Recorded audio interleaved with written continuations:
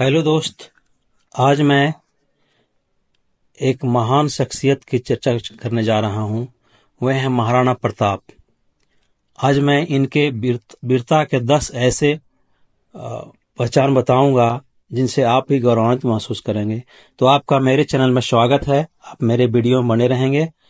और मैं आज अपने देश के महान शूरवीर, देश ही नहीं, इन्होंने अपनी वीरता की धाक से पूरे विश्व में वीरों में अग्रणी स्थान बनाए। मैं महाराणा प्रताप की ऐसी 10 बातों का जिक्र करूंगा जिसके कारण मैं इतिहास के शूरवीरों में अपना एक महत्वपूर्ण स्थान बनाए। आइए जानते हैं इनके अदम्य वीरता का कहानी, जिसके कारण इनको अलग स्थान मिला वीरों में। तो मेरे वीडियो में बने रहेंगे और लाइक सब्सक्राइब जरूर करेंगे।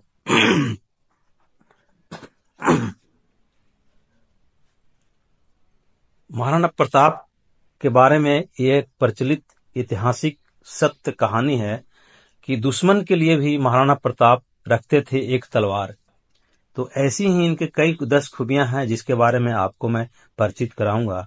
बात उन दिनों की है, हल्दी घाटी युद्ध के शूरवीर योद्धा महाराणा प्रताप ने जिस समय राजगद्दी संभाली थी, उससे पहले मेवाड़ से चित्तौड़गढ़ जैसा ऐतिहासिक दुर्ग छीन चुका था। मेवाड़ की आभा कुछ फीकी सी होने लगी थी, लेकिन प्रताप ने अपने साहस और संघर्ष से मेवाड़ को पूरी दुनिया में प्रसिद्ध कर दिया। और आज वे देश के एकमात्र ऐसे योद्धा शासक हैं जिसने मुगल दरबार में न कभी सिर झुकाया और न कभी उपस्थिति दी। आइए जाने उस शूरवीर योद्धा की 10 ऐसी बातें जो किसी का भी जीवन बदल सकती है। निहत्थे शत्रु पर कभी वार नहीं, तलवार सिर्फ युद्ध के मैदान में।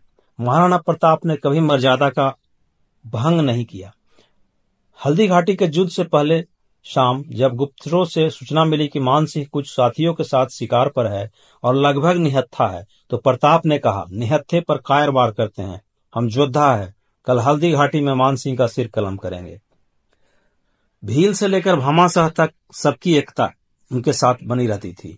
प्रताप मुगल बादशाह अकबर को इसलिए छका सके और इसलिए इतिहास से अपना नाम दर्ज करवा सके क्योंकि वह भील से लेकर भामाशाह तक सबको एक एक करके चले। उन्होंने एक ऐसी टीम बनाई जो एक थी और भेदभाव से परे थी। शत्रु के लिए भी रखते थे सदा एक तलवार अपने साथ। योद्धाओं के इतिहास में एक खूबी एकमात्र महाराणा प्रताप में थी, वे सदा अपनी 2 तलवारों वाली विशेष म्यान में शत्रु के लिए भी एक तलवार रखते थे। उन्हें उनकी मां जयवंताबाई ने नसीहत दी थी कि कभी निहत्थे शत्रु पर वार मत करना, उसे अपने अतिरिक्त तलवार दो और फिर ललकारो। धर्म की कट्टरता के उस दौर में भी मुस्लिम शूरवीर पर भरोसा रखते थे। धर्म की कट्टरता वाले उस दौर में महाराणा प्रताप ने मुस्लिम योद्धा हकीम खां सूरी पर पूरा भरोसा किया और वे हल्दी घाटी के मैदान में अग्रिम लड़ाकों में रहे। हकीम खां सूर पर उनका उतना ही यकीन था जितना लूनकरण, रामशाह, ताराचंद, राणा पुंजा इनके जो अग्रणी योद्धा थे। कठोर जीवन बिताओ, योद्धा का घर महल नहीं जंगल होता है। प्रताप की इस नीति पर देश के बाकी योद्धा और शासक भी चलते तो शायद भारत का इतिहास कुछ और ही होता। उनकी नीति थी कि सदा कठोर जीवन बिताओ, सुख और वैभव से दूर रहो। एक सच्चे और साहसी योद्धा का असली घर किसी महल में नहीं, जंगल में होता है और तभी वह विजेता बनता है। तो सर्वधर्म संभाव की सहिष्णु निधि का सदा पालन किया। प्रताप ने अपने राजा में कलाओं का बहुत अच्छी तरह से विकास किया, यहाँ तक कि उन्होंने मुस्लिम कलाकारों को प्रोत्साहन दिया। विशेषकर चित्रकार निसारदी या निसारुद्दीन आदि ऐसे चित्रकार हुए जिन्होंने रागमाला तैयार की। स्थापत्य कला में भी उन्होंने मुस्लिम कलाकारों को काफी अहमियत दी। इससे साफ है कि प्रताप सभी धर्मों और सभी तरह की कला प्रतिभाओं का आदर करते थे और सहिष्णुता की नीति के पोषक थे। शिवाजी जैसे अनगिनत सूरवीर से भी बड़े सूरवीर थे। वो इतिहासकार पर भरोसा करे तो प्रताप ने अकबर के उस समय लोहा लिया अकबर से जब मुगल साम्राज्य की शक्ति आसमान को छू रही थी। वे न कहीं मुगल दरबार में गए और न ही ऐसा करने का सोचा, जबकि शिवाजी जैसे कई योद्धाओं ने मुगलों से लोहा तो लिया, लेकिन वे औरंगजेब के दरबार में एक बार हो आए थे। औरंगजेब के समय मुगल साम्राज्य कमजोर भी होने लगा था। कूटनीति के खिलाड़ी रहे, वे न किसी से डरे और न डराया। अकबर ने अपने 2 दूत उनके पास भेजे, एक मानसिंह और एक टोडरमल, लेकिन महाराणा प्रताप इन दोनों की न तो बातों में आए और न ही अकबर की सैन्य धौंस से डरे। उन्होंने किसी को डराया भी नहीं और अपनी प्रजा के हर वर्ग को साथ लेकर अकबर के सामने डटे रहें और अपराजय रहें। आम सैनिक से लेकर चेतक तक सबसे एक जैसा स्नेह था। प्रताप जब युद्ध भूमि में शत्रु सैनिकों के बीच घिरे तो उन्हें चेतक ने अपनी जान पर खेलकर बचाया।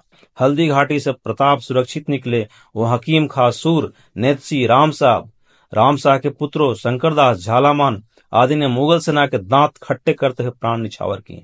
हकीम खां तो इतने लड़े कि उनकी तलवार उनके हाथ में ही रही।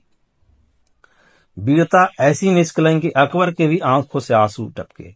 महाराणा प्रताप शुरू से आखिर तक अकबर की आंख के किरकिरी बने रहे, लेकिन जिस समय उनके निर्धन का समाचार अकबर को मिला तो मुगल बादशाह की आंखों से आंसू बह निकले। अकबर ने अपनी जीभ तातु तले दबाई और कहा, तूने न तो अपने घोड़े को दाग लेने दिया और न ही अपनी पगड़ी को किसी के सामने झुकने दिया।